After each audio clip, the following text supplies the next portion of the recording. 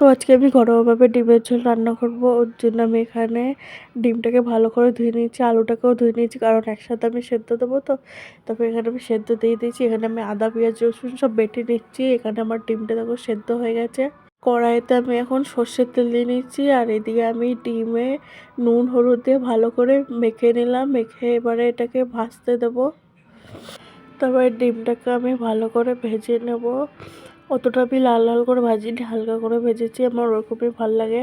তো ডিম ভাজা আমি নামিয়ে নিয়েছি। এখানে আবার কড়াইতে তেল দিয়ে জিরে সোমবার দিলাম, আর একটা তেজপাতা দিচ্ছি।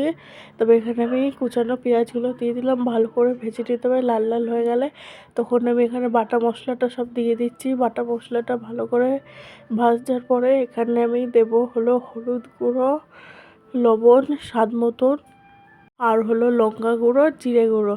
এইগুলো দিয়ে আমি ভালো করে এখন মশলাটাকে কষিয়ে নেব।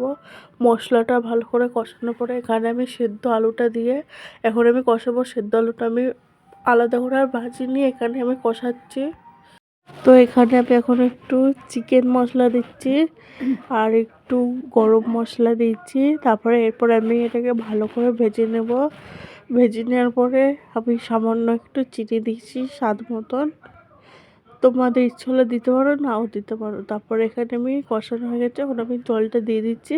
তারপরে এখানে আমি সব ডিমগুলো দিয়ে দিলাম। তো একটু ফুটবে, ফোটার পরে নামানোর কিছুক্ষণ আগে আমি একটু গরম মশলা দিয়ে ভালো করে নেড়ে চেড়ে ব্যাস, এখানে আমার এখন ডিমের ঝোল রেডি। তোমাদের কেমন লাগলো কমেন্টে জানিও কিন্তু। টাটা।